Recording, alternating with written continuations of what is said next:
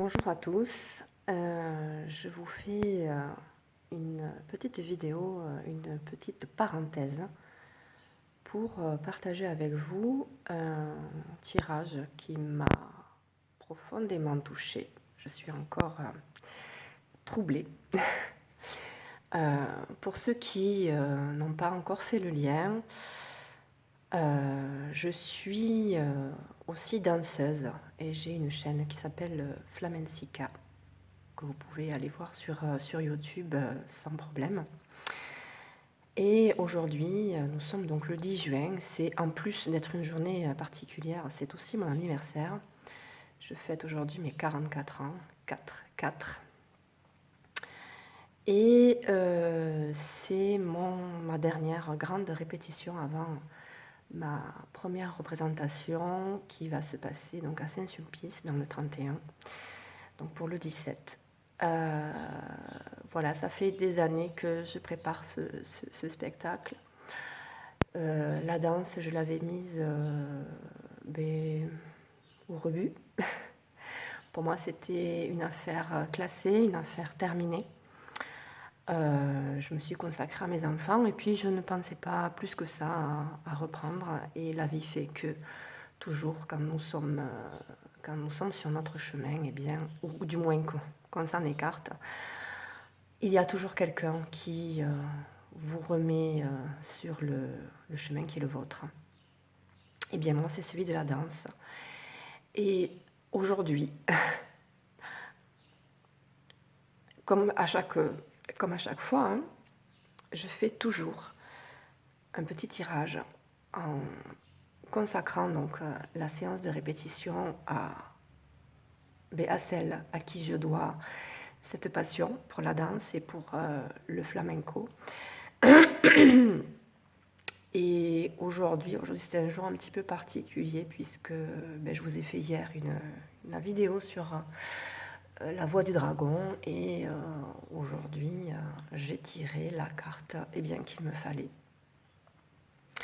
Alors cet oracle, je ne vous l'ai encore pas présenté, c'est l'oracle de l'arbre celtique que j'ai toujours avec moi quand je fais ces répétitions.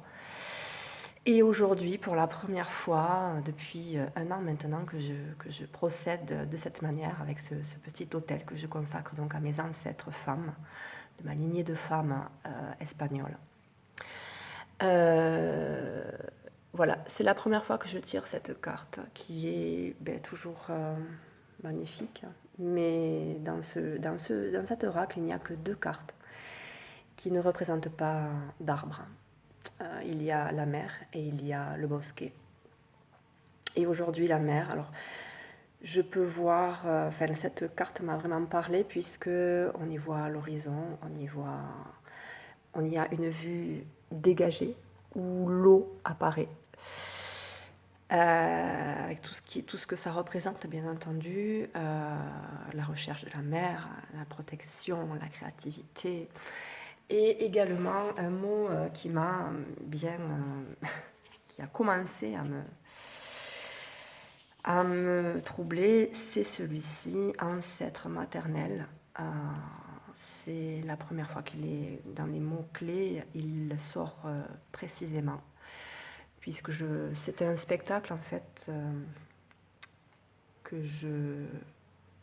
dans lequel je parle de mes ancêtres et je dédie également à mes ancêtres, puisque je ne sors pas de nulle part et que cette danse, et pourquoi cette danse, même si elle reste sans réponse à cette question, elle me lie à mes racines en fait, en Espagne, dans le sud de l'Espagne.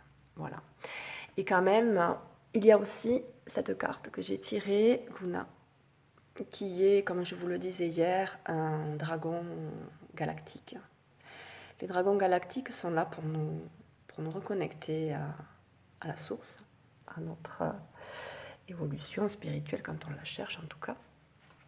Et j'avais envie de vous partager en fait ce qui est, surtout les mots qui m'ont vraiment le plus touchée et qui m'ont tiré les larmes, vraiment, parce que je le ressens vraiment au plus profond de moi.